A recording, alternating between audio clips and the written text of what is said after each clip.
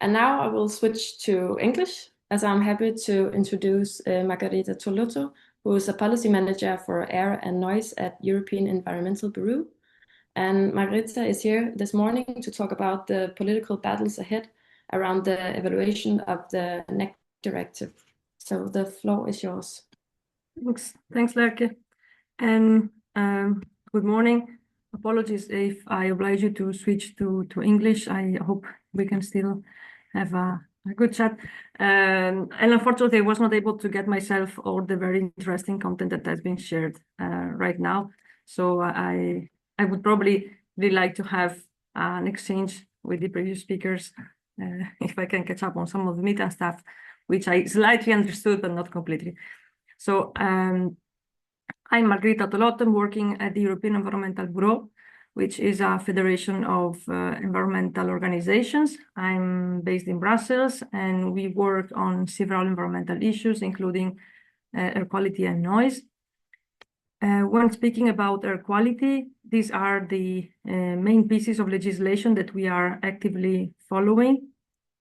And I'm here today to share some information related to the National Emission Reduction Commitments Directive, which is one of the EU horizontal instruments related to air quality. You might have followed the revision of the Ambient Air Quality Directive, which ended last year. And there are also very relevant source legislation when it comes to, for example, reducing emissions from domestic heating or agriculture.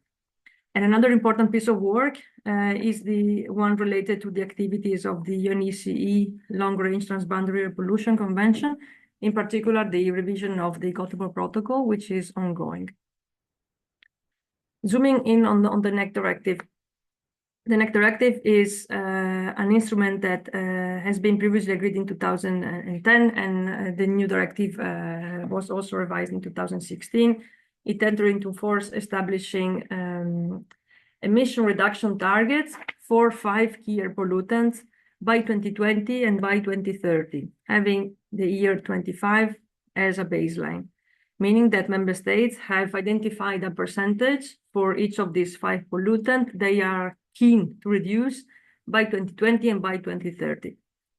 And the overall objective of the directive is to, through this reduction of emissions, achieve a cut of premature deaths of 55% from 2025 to 2030, and the reduction of ecosystems which are polluted or contaminated by air pollutants of 25%, both by 2030.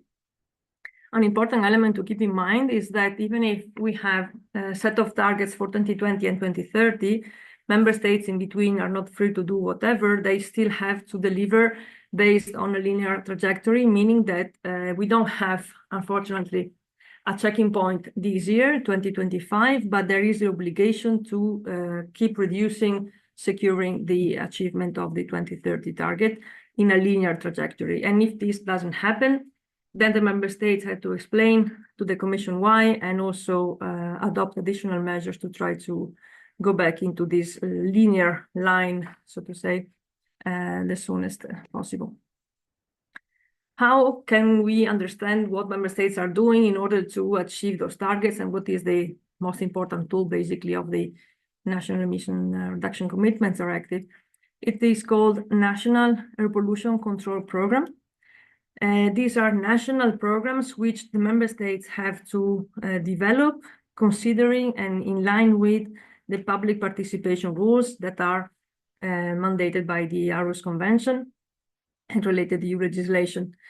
This process is meant to identify what are the potentially best measures to deliver on the reductions they have agreed on, and then select and implement those that they think are fitting the best, also considering obviously financial implication, timelines, responsible authorities.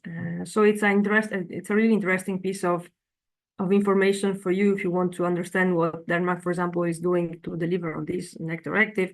You could indeed have a look at the National Air Pollution Control Program, and you will see clearly, in theory, stated what are the measures that the member state have identified and is implementing to deliver.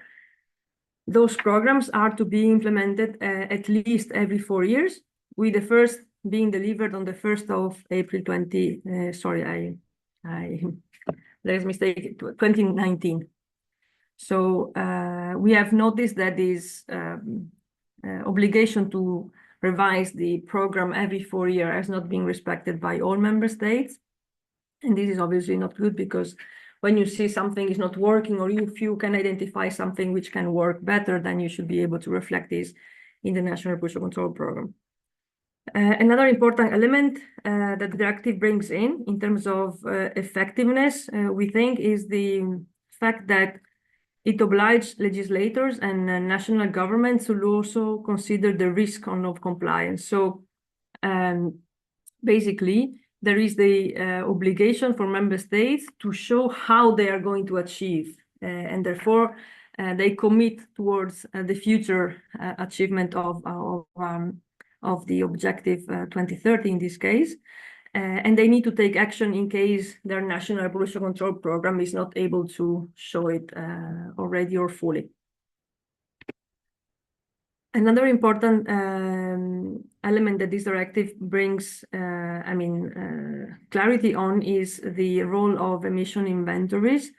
These are to be prepared by national governments every year and submitted to the European Commission. These constitute the basis for the assessment of how member states are doing compared to their objective and compared to what they have identified as measures to deliver. So which sectors are indeed reducing their emissions in order to comply with the overall objectives. These inventories have to be submitted to the European Commission, and obviously they are coming a bit late because they need to be refined, meaning that this year, for example, we have had the possibility to understand what emissions have been emitted by member states in 2023. The European Commission has the responsibility to review these emission inventories from the technical perspective, making sure they are consistency especially and complete. And the European Environment Agency is helping them. And if there is any let's say, unclear point or technically not so solid point, then the Commission can mandate technical corrections to make sure that the inventory indeed is as realistic as possible picture of emissions in the country. But, and this is a big, let's say, point in terms of making sure things are advancing, but we can still lose some pieces along the way. Flexibilities are obviously there, and these are specifically something that member states are keen to get. Usually when you establish legally binding objectives, we have seen this also with the AEQD. In the case of the NEC-Direktive, flexibilities are of 3 kinds. And there are, 4 kinds. The most important and most used in the past is indeed the possibility to adjust inventories. And this, unfortunately, has also an impact on the compliance checking of the member state, meaning that they can retrospectively touch on their inventory and try to, in good faith, I don't know how much, but adjust the numbers, and in some cases go back into compliance, accounting things differently. This has been used quite widely in the past, before the new targets from 2020 kicked in. Now it's more difficult to use, and actually the 2025 is the last year they can use this emission adjusting inventory. There are other flexibility tools, the 3-year averaging, the pollutant swapping, and exceptional events due to energy sector. So the 3-year averaging means that member state can ask the Commission to, instead of checking their compliance with the reduction objectives in 1 year, they can ask for this to be averaged out in 3 years. I don't think we have ever seen a member state asking for this yet, while we have seen a request for pollutant swapping, and this happened in one of the Baltic Republic, when a member state has delivered particularly good on PM2.5 reduction and has asked to use basically some of the reductions achieved there to get in compliance with their ammonia emission reduction target. which obviously is a completely different pollutant. So this doesn't have a scientific basis, it's really political. And then exceptional events due to the energy sector have not yet been used in terms of flexibility. What can we do to make sure things are delivered on time? The Commission is playing a very important role, obviously.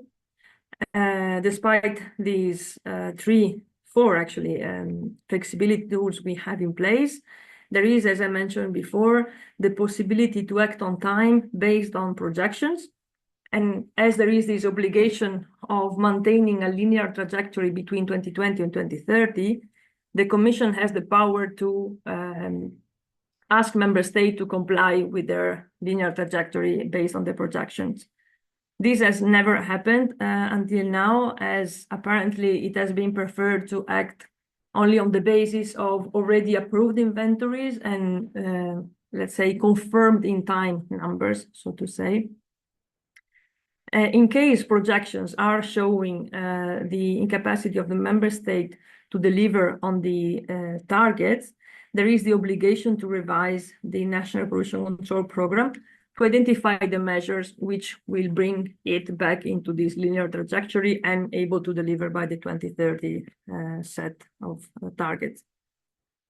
That's a quite interesting element, we think, because it's somehow anticipating also potentially legal action by the European Commission based on the projections, not only on the already happened breach.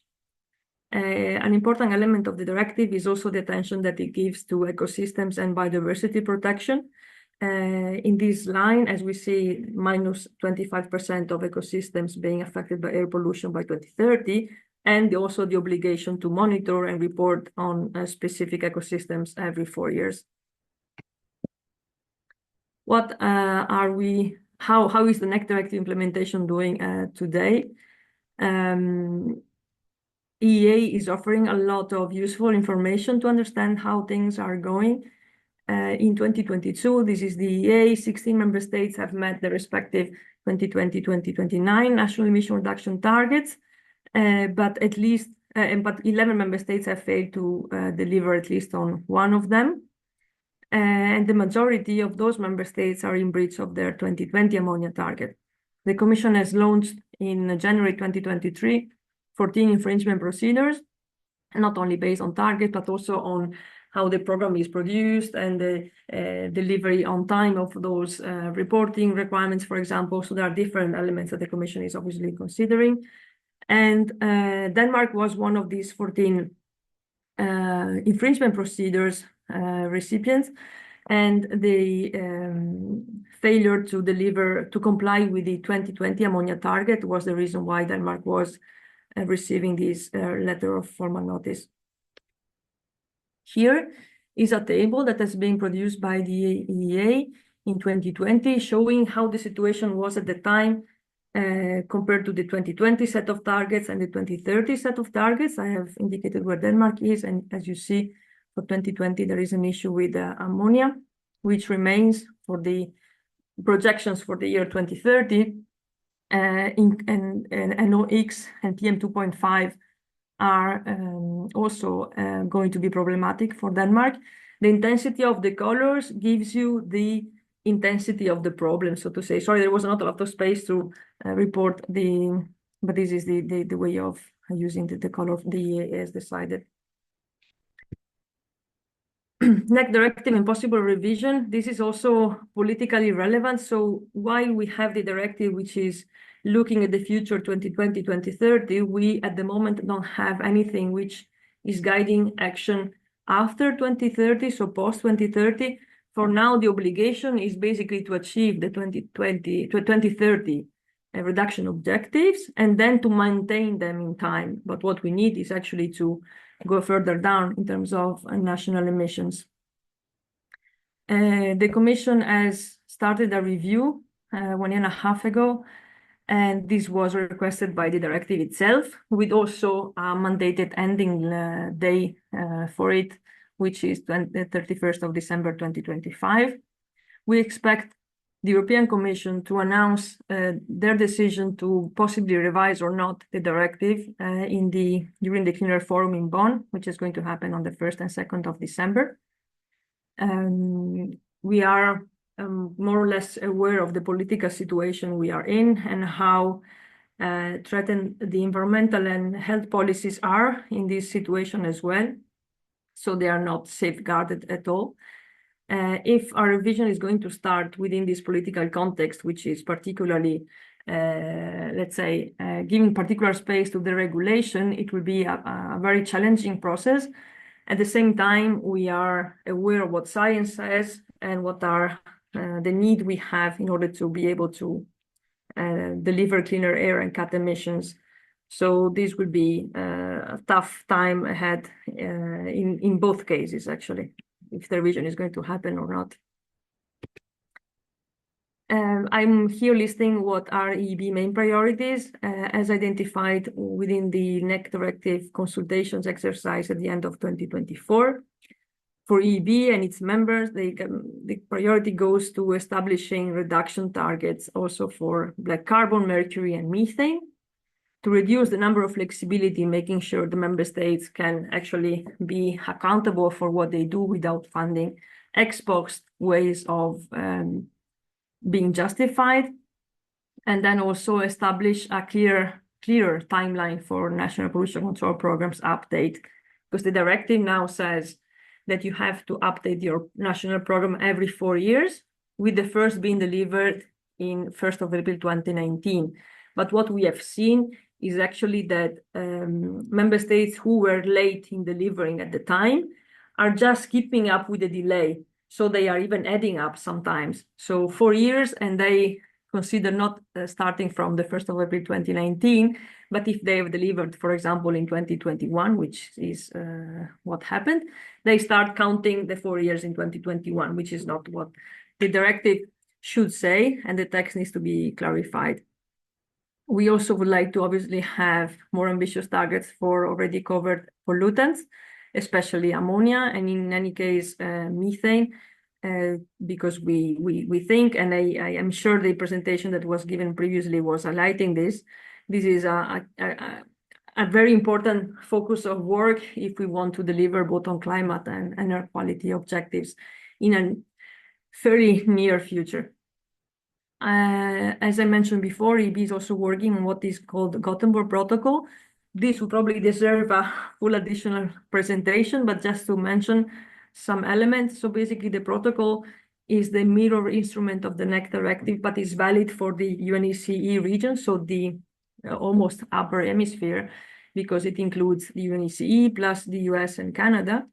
And it establishes emission reduction targets for 5 pollutants for the year 2020. So here we are already stagnant. So there is no progression in reducing emissions through the Gothenburg Protocol, which is why it is under revision at the moment.